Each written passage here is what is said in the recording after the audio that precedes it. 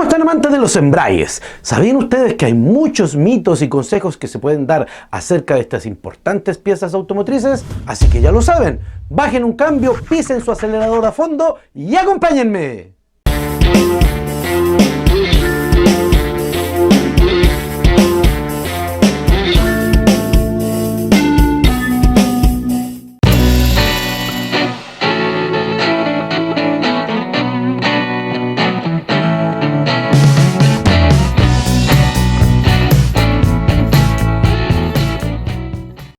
Muchas cosas se dicen o se recomiendan acerca de los sistemas de embragues, pero ¿qué les parece si vemos una lista de las más comunes para ver qué tan ciertas son?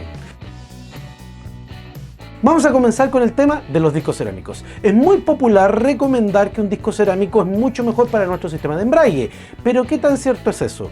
Nuestros vehículos vienen montados desde fábrica con algo que se conoce como disco orgánico, que es esta balata negruzca o medio grisácea, y esta tiene una característica inmejorable: su coeficiente de roce, lo que la adhiere al volante de inercia, es estable en la temperatura. Estando frío o estando caliente el sistema, va a adherirse y va a pegarse muy bien. El inconveniente que tiene es que no soporta muy altas temperaturas, pero dado que va montado en vehículos que no tienen ni alto torque de motor ni alta carga a soportar, no hay problema con eso.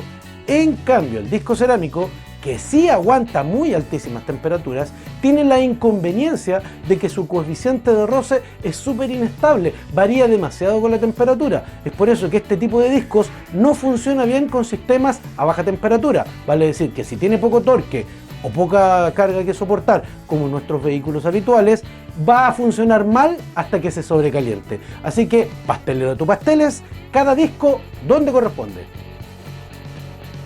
Nuestros vehículos modernos constan con algo que se llama volante bimasa, algo que ya vimos en un video anterior. Pero este elemento, que ya pertenece al sistema de embrague, no debe ser reparado, nunca. Debe montarse siempre un elemento nuevo, dado la complejidad y la dificultad de que al hacerse una reparación o supuesta reparación vaya a quedar en buen estado.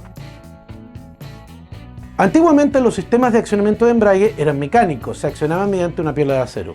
Para que funcionara bien, no estuviera ni precargado ni fuera un recorrido demasiado corto, el pedal se ajustaba con algo que se llamaba juego libre, que era simplemente un movimiento sin carga que se hacía en el pedal.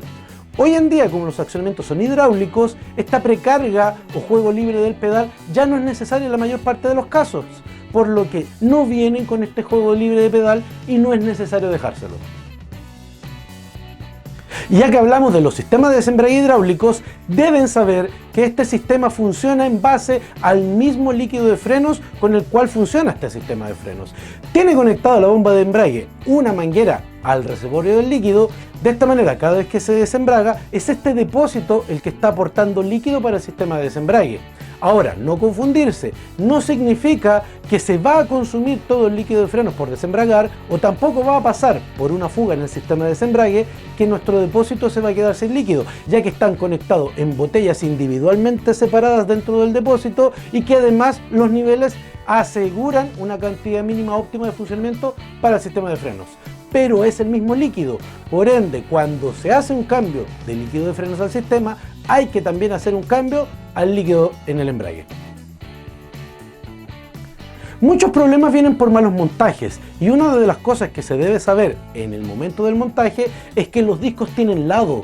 Una parte del disco es plana y la otra tiene sobre sí el núcleo de amortiguación, y es este núcleo de amortiguación el que debe ir para el lado de la prensa. Nunca debe montarse en forma inversa, ya que pueden pasar, entre otras cosas, que todo el estriado que hay dentro del núcleo se borre y nos quedemos sin tracción. Así que ya lo saben, ojo con los montajes. Y a propósito de montajes, rectificar nuestro volante sólido cada vez que se hace un cambio de embrague no tiene absolutamente ninguna justificación. La rectificación es una corrección de superficie, y si la superficie que debe ser medida y verificada de nuestro volante de inercia permanece en óptimas condiciones, no aplica ni corresponde un rectificado. Es más, quitarle material al volante podría debilitar la fuerza de embragado y producir posibles patinamientos.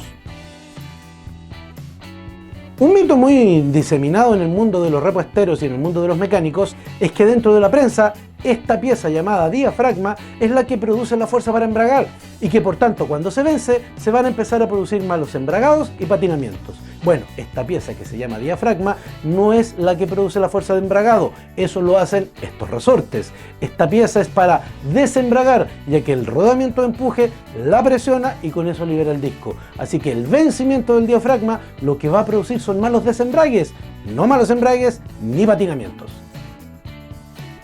Muchas veces me preguntan cuánto es lo que debe durar un embrague o cada cuánto se deben hacer los cambios. Y esta lamentablemente no es una respuesta sólida, puesto que la duración del disco de embrague, que es lo que más se desgasta dentro del sistema, va a depender mucho de las condiciones dentro de las cuales se conduce y de la forma que tenga de hacerlo el conductor. Así que no hay un kilometraje establecido para ello. He cambiado embrague en vehículos con 20.000 kilómetros, como también lo he hecho en vehículos con 150.000 kilómetros. No hay absolutamente ninguna duración definida. Y a propósito de duraciones, también se me pregunta mucho qué pasa con el retaque, qué pasa con este mal llamado freno de motor o ir frenando con la caja de cambios. Si uno hace el retaque como corresponde, vale decir, uno va bajando cambios uno a uno de forma progresiva, el sistema está diseñado para soportar eso y de hecho es la forma correcta de hacerlo. En cambio, si uno hace un retaque demasiado brusco, es decir, va en quinta, y pretende pasarse a hacer un retaque en segunda, créanme que eso sí va a producir desgastes innecesarios. Y por último, ¿cómo saber cuándo mi embrague puede estar necesitando un cambio? Hay dos instancias que les voy a mencionar que son claros indicadores de un posible cambio de embrague. La primera es la sensación. Si al conducir comenzamos a notar que nuestro pedal de embrague se va poniendo más resistente, más duro, más pesado de accionar y que además todas las marchas al meterse cuesta más un poco hacerlo, tenemos que empezar a sospechar de que nuestro embrague podría estar fallando. ¿Y cómo podemos comprobarlo? Hay un método muy sencillo. Sitúese con su automóvil en un lugar donde haya mucho espacio disponible, puede ser por ejemplo en una calle despejada o en un estacionamiento, tira el freno de mano a fondo, pise el embrague, o sea, desembrague también a fondo, mete una marcha alta, una quinta o una cuarta y con el embrague pisado a fondo aún, empiece a embragar, empiece a soltar el embrague paulatinamente y más o menos a mitad del recorrido del embragado debería empezar a calarse el motor, debería empezar a vibrar y a sentir que va perdiendo fuerza. Si ya acercándose al final del recorrido, si ya estando muy cerca de quitar el pie del pedal, el motor aún no se ha calado, no se ha parado, claramente necesita un cambio de embrague. ¿Qué te parecieron estos tips, consejos y la comprobación y desmitificación de ciertos mitos? Interesante como siempre. No olvides darnos tu buen like que siempre nos alimenta, compartirnos en todas tus redes sociales, suscribirte y activar la campana de notificaciones y nos estamos viendo en el próximo capítulo.